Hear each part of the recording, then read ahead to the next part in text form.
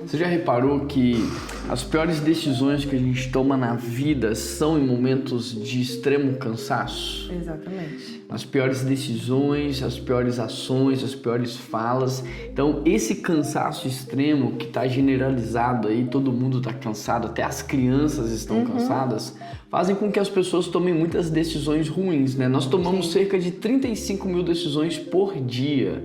E esse cansaço interfere diretamente na qualidade dessas decisões. Agora, tem decisões que impactam só o agora, mas muitas decisões que eu tomo hoje, elas mudam o meu futuro.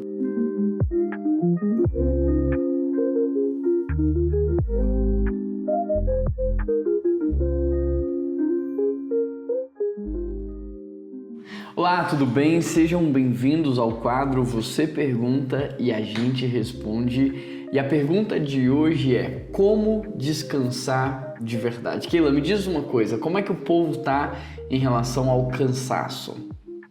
Todos muito cansados. E você acha que isso se dá pelo fato de que, de fato, aumentou a sobrecarga ou que as pessoas hoje estão menos preparadas? Eu acredito que menos preparadas, né? Porque às vezes as pessoas não estão tendo uma demanda maior, mas elas não estão conseguindo administrar internamente a si mesmas e por isso não estão conseguindo administrar o externo. Segunda pergunta, qual a consequência desse cansaço extremo hoje na vida das pessoas? A gente não consegue manter a atenção, a gente não é produtivo, somos procrastinadores, a gente não dorme, não se alimenta direito, então repercute tanto no espiritual, no emocional e no físico. Você já reparou que as piores decisões que a gente toma na vida são em momentos de extremo cansaço? Exatamente. As piores decisões, as piores ações, as piores falas. Então, esse cansaço extremo que está generalizado aí, todo mundo está cansado, até as crianças estão cansadas, fazem com que as pessoas tomem muitas decisões ruins, né? Nós tomamos cerca de 35 mil decisões por dia. E esse cansaço interfere diretamente na qualidade dessas decisões. Agora, tem decisões que impactam só o agora, mas muitas decisões que eu tomo hoje, elas mudam o meu futuro. Sim, exatamente. Por causa desse cansaço, tem muita gente destruindo a sua vida, né? E a pergunta que fica então pra gente é: como descansar? Como descansar de verdade? Eu acho que para a gente descobrir isso, é bom a gente olhar para a Bíblia. E talvez essa seja a pergunta do milhão. Como descansar de verdade?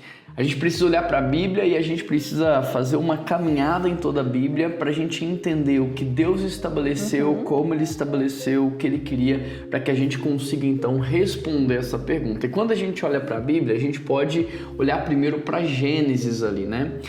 Deus, Ele criou o mundo em 6 dias e no 7º Ele descansou. E aí eu te pergunto, Deus descansou porque Ele estava cansado? Não. Por que Ele descansou? Porque Ele tinha feito tudo o que Ele tinha se proposto a fazer. Porque Ele concluiu o trabalho. Então, aqui eu já aprendo algo. O descanso só é possível quando eu concluo o trabalho. Porque quando eu não concluo o trabalho, qual é o efeito disso na minha vida?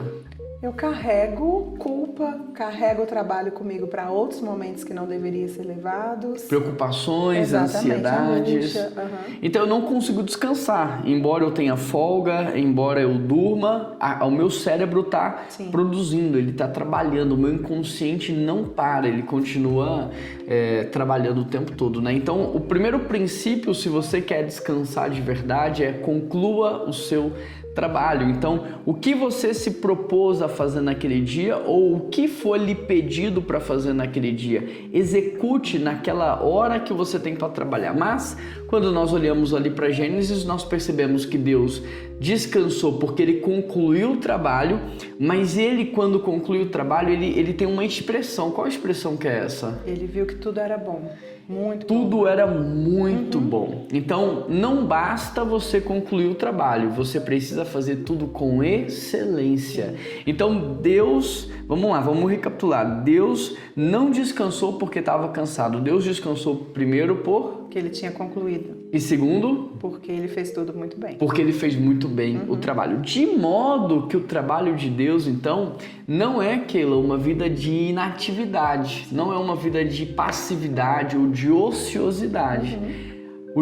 Porque Jesus fala assim, ó, meu pai trabalha e trabalha até hoje. Só que olha só, Jesus entrou no descanso eterno ali no 7º dia, mas Jesus está aqui dizendo que o pai trabalha e trabalha até hoje. De modo então que esse descanso de Deus, uma vez que não é passividade, ociosidade e nem inatividade, esse descanso de Deus é o quê? Celebração. Uma vida de celebração. Então, se você quer descansar de verdade, conclua o seu trabalho, faça o seu trabalho bem feito para que você consiga celebrar, para que você consiga, festejar os resultados do seu trabalho. Então, tem muita gente que hoje tira folga, sai de férias, tira o final de semana, mas ele não descansa por quê? Porque ele carrega tudo o que ele deixou para fazer, a fazer. Então, muitas vezes as pessoas saem de férias, mas fica recebendo lá um monte de mensagens de coisas incompletas, um monte de amigos que às vezes tiveram que sobrecarregar por causa que eles não fizeram. E aí a pessoa já fica numa ansiedade do que vai encontrar quando ela retornar. E assim vai sendo sucessivamente em todas as áreas da vida, E isso tem afetado a qualidade do seu descanso. Então, muitas pessoas hoje, elas estão substituindo o verdadeiro descanso por anestesias sociais, das quais a gente pode citar uma delas, que são os videozinhos.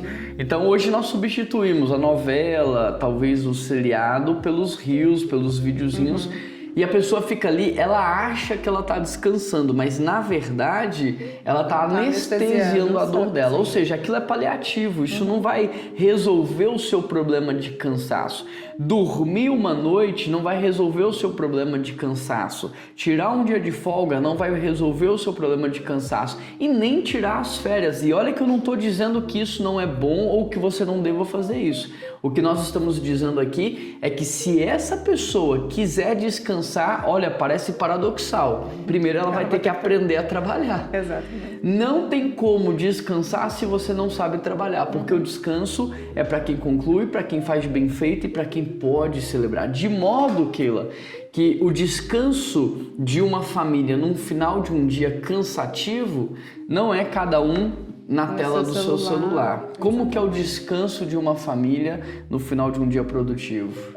Deve ser a mesa, Para que todos então tragam tudo o que concluíram no dia e eles possam celebrar juntos as vitórias alcançadas, os progressos que tiveram, Então o descanso de uma família no final do dia não é cada um vendo reels, ou jogando videogame, ou assistindo um seriado. O descanso de uma família, ele se dá na mesa, repartindo pão com uma boa refeição, onde cada um compartilha as lutas, as dificuldades, as vitórias, os êxitos e tudo aquilo que Deus fez. E nesse processo de compartilhar a vida, você vai sofrendo ali descargas de ocitocina, descargas de hormônios correlacionados ao prazer, à alegria, ao descanso, e isso vai fazer com que aquela família durma melhor e acorde melhor naquela noite. Olha, eu quero te lembrar que lembra daquele dia produtivo que você teve, bem produtivo, que você fez muitas coisas e fez bem feito?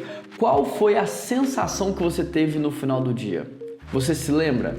Qual é a sensação que a gente tem no final de um dia bem produtivo, bem resolutivo? Acho que de felicidade, De êxtase, porque tudo que você se propôs a fazer, você fez. Então você pode olhar e falar assim, nossa, uau, hoje o dia valeu a pena ter vivido aquilo. Não é gostoso? Sim, isso? Não é uma sensação boa? Poxa vida, eu fiz tudo o que tinha que ser feito, foi bom, deu resultado. Então você vai para casa já celebrando. E é essa celebração que vai fazer com que você durma melhor, acorde melhor e aí você entra num ciclo de descanso. Agora, saindo do Antigo Testamento, indo para o Novo Testamento, a gente observa algo. Quando você lê Marcos pela hermenêutica do descanso de Jesus, você vai observar uma coisa, que Deus desenhou em Gênesis um ritmo de vida para o ser humano e o pecado deturpou isso e Jesus vai resgatar isso em Marcos. Sim. Então, lá em Gênesis, Deus, ele primeiro fez o jardim, colocou tudo no jardim, depois ele colocou o homem no jardim, para que o homem não trabalhasse pelo quê? pela falta. E ele trabalhasse pelo propósito. Pelo seu propósito. Sim. Ou seja, todas as vezes que a gente substitui isso, que a gente inverte essa lógica e a gente passa a trabalhar pela falta, pela necessidade, pela escassez, o que isso gera em nós? É uma angústia, né? Porque você está acabando, não está vivendo o propósito e a plenitude daquilo que você... Gera ansiedade. Exatamente. Foi gera proposto, estresse, né? Uhum. Então Deus primeiro deu tudo que o homem precisava e depois Deus colocou o homem para trabalhar para que ele se movesse pelo propósito. Sim. Porque a Bíblia diz o quê? Buscar em primeiro lugar o meu reino. E as demais coisas lhe serão acrescentadas. O passarinho não trabalha. Mas ele come do melhor dessa terra. O lírio não trabalha. Mas ele veste do melhor dessa terra. Então Deus garantiu pra gente que aqueles que se movem pelo propósito não teriam falta de recursos. Sim. Deus garantiu para aqueles que se movem por propósito que tudo que era necessário o Senhor lhe acrescentaria. Para que ele pudesse se mover pelo propósito. Ou seja, se nós queremos viver uma vida isenta de ansiedade, isenta de estresse, isenta de preocupações, a gente precisa aprender a se mover pelo propósito. Bom, vamos lá. O pecado destruiu isso, quebrou isso e a gente passou a trabalhar pela falta, pela escassez. Então agora, nem tudo que o homem planta, ele colhe. Nasce. Nem tudo que ele colhe dá para comer. Então, ele fica nessa ansiedade, porque embora ele trabalhe e semeie, nem tudo que ele semeia vai colher, nem tudo que ele colhe dá para comer. Então, ele entra num desespero. Isso é fruto do pecado. Então, entenda uma coisa. O trabalho não é consequência do pecado. Sim. A consequência do pecado é a gente trabalhar e às vezes... não colher e não ter o resultado. Não ter o resultado. Então o pecado destruiu isso. Aí Jesus Cristo veio no Novo Testamento para restabelecer, restaurar, religar.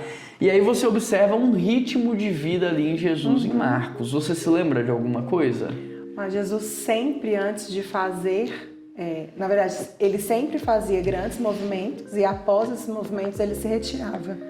Né? Ele se retirava para orar, para ter um tempo com o Senhor.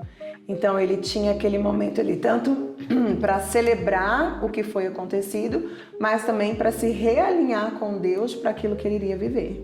Então o cenário é o seguinte: toda vez que Jesus dá uma grande entrega, depois ele se retira. Então ele faz um grande milagre e ele se reabastece. Ele faz um grande milagre e ele se reabastece. Que é muito o movimento da musculação.